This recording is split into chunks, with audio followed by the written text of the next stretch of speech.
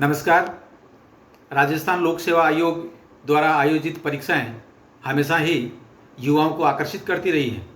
हर युवा का एक सपना होता है कि वह एक अपनी अच्छी आजीविका प्राप्त करे और एक अच्छे पद पर अपने जीवन में सफल हो। इस क्रम में राजस्थान लोक सेवा आयोग द्वारा RAS 2018 की परीक्षा परिणाम घोषित करने के साथ ही RAS परीक्षा 2021 का विज्ञापन जारी कर दिया गया है। इस परीक्षा में किस प्रकार से हम आवेदन करें और कैसे हम इस परीक्षा को एक नियोजित तरीके से एक अच्छे विचार के साथ में आगे बढ़ें, इसके लिए आज हम बात करने के लिए आपके समक्ष उपस्थित हुए हैं। सबसे पहले ये जान लीजिए कि सन 22 दिसंबर 1949 को जब राजस्थान लोक सेवा आयोग का गठन किया गया, तब से ही राजस्थान में जो सार्वजनिक सेवाएं हैं, सबसे बड़े पद हैं, उन पर सबसे अच्छे व्यक्ति का, सबसे अच्छे अभ्यर्थी का चयन कैसे किया जाए, इसके लिए लगातार ही राजस्थान लोक सेवा आयोग का प्रयास रहा है।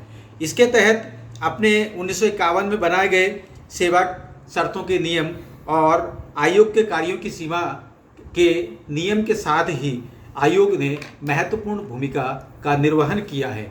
आइए हम जानने की कोशिश करें कि विभिन्न सेवा और पदों पर राजस्थान लोक सेवा आयोग द्वारा जो परीक्षाओं का आयोजन किया जाता है वे कितने प्रकार के होते हैं। मुख्य रूप से कुछ भर्तियां साक्षात्कार आधार पर होती हैं और कुछ भर्तियां प्रतियोगी परीक्षा एवं साक्षात्कार दोनों को सम्मिलित करते हुए आयोजित की जाती है। हम RAS 2021 को केंद्र में रखकर बात कर रहे हैं। आइए इस परीक्षा के विज्ञापन में युवाओं के सपनों के लिए क्या है उसको जानने की कोशिश करें। सबसे पहले ये देखिए, यह जो परीक्षा RAS 2021 है उसे विभिन्न सेवाओं में दो भागों में बांटा गया है। जब विज्ञापन को हम देखते हैं तो पहला भाग राज्य सेवाओं के बारे में है। राज्य सेवाओं का आशय हुआ वे सेवाएं जो अधीनस्थ से ऊपर वाली हैं, ऑल राजस्थान सर्विसेज से संबंधित हैं। इसमें कुल मिला के 21 सेवाएं हैं। क्रमशः देखते हैं।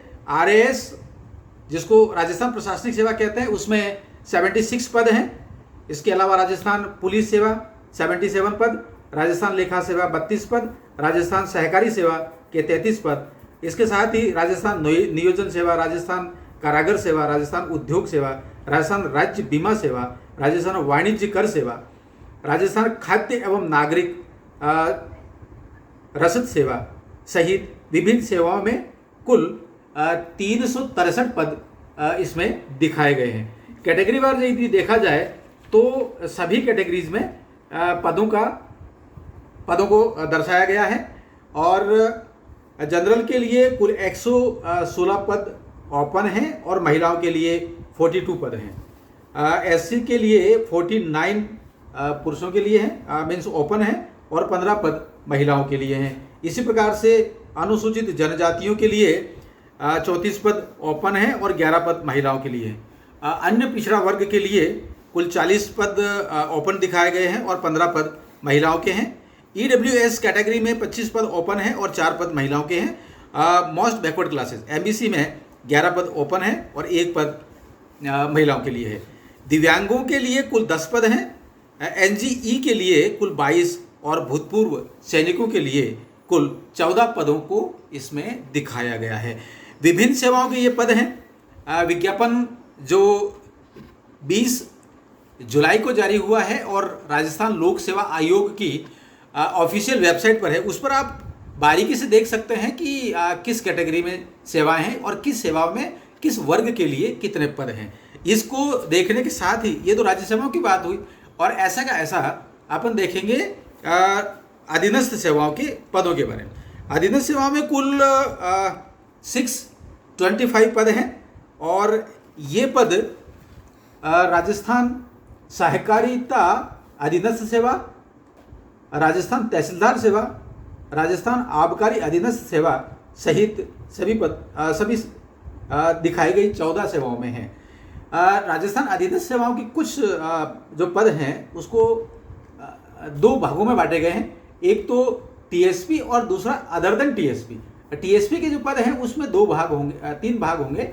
उसका जो रिजर्वेशन होगा उसमें अनुसूचित जनजातियों, अनुसूचित जातियों और ओपन कैटेगरी में रखा गया है। 3 कैटेगरी होंगी और शेष राजस्थान की जो सीटें हैं उसको जनरल, ओबीसी, एसटी, एससी और दूसरी सभी कैटेगरी में, जिसमें अन्य जो कैटेगरीज हैं उसमें उत्कृष्ट खिलाड़ी के 5 पद हैं, विभागीय मंत्रालयिक जो कर्मचारी हैं उनके लिए 52 पद हैं, भूतपूर्व सैनिकों के लिए 72 पद हैं और दिव्यांगों के लिए 31 पद हैं।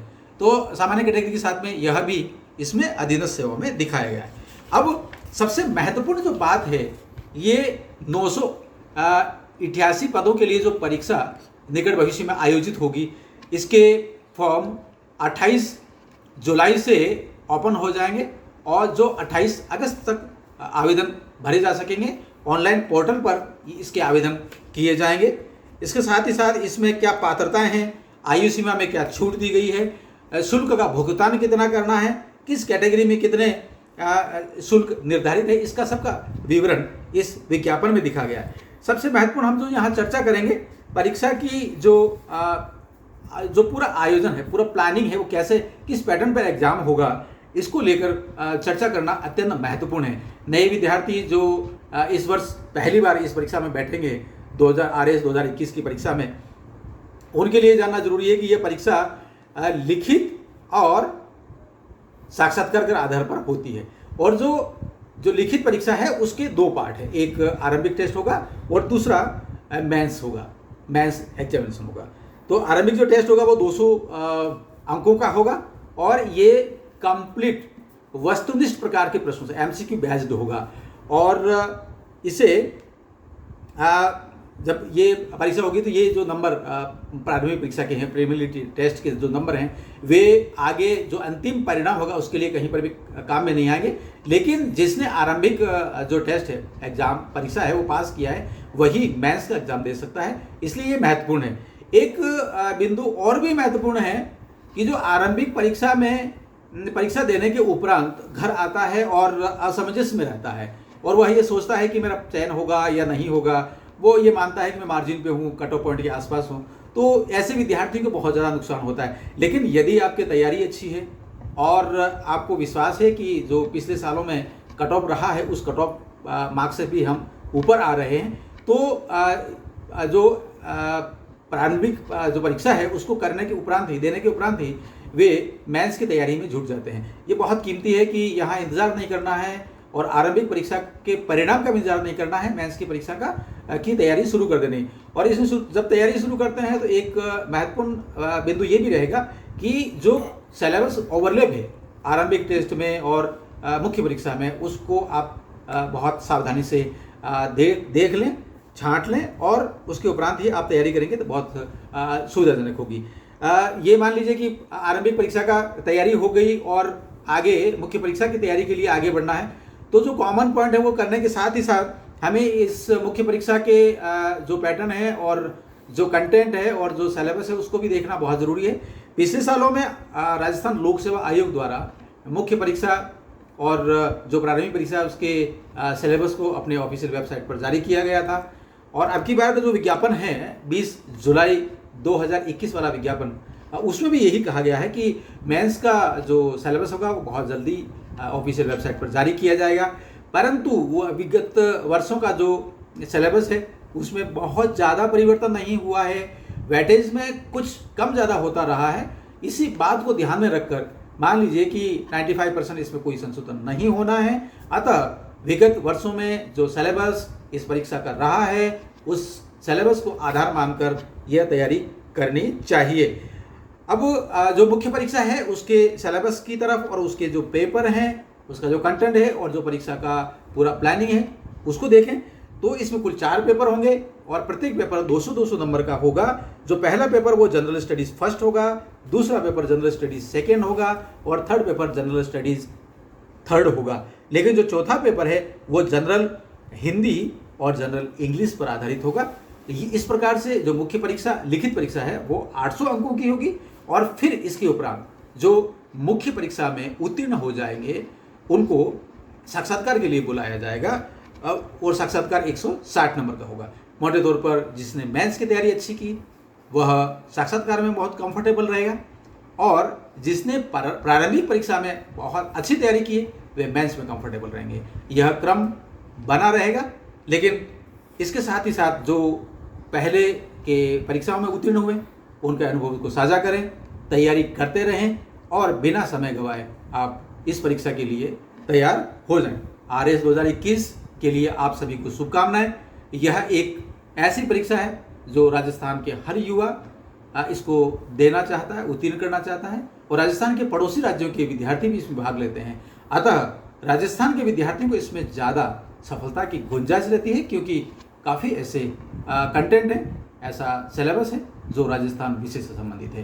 राजस्थान के युवाओं के साथ ही साथ समस्त इस परीक्षा में बैठने वाले जितने भी युवा हैं उन सभी को शुभकामनाएं देते हुए और अपने परीक्षा के लिए आप तैयार रहेंगे ऐसी कामना करते हुए आज का हमारा ये वीडियो यहीं पर समाप्त करते हैं। कल इस परीक्षा के पूरे आयोजन, सिलेबस और इसकी तैयारी कैसे की जाए उस पर बात करेंगे। नमस्कार, थैंक यू।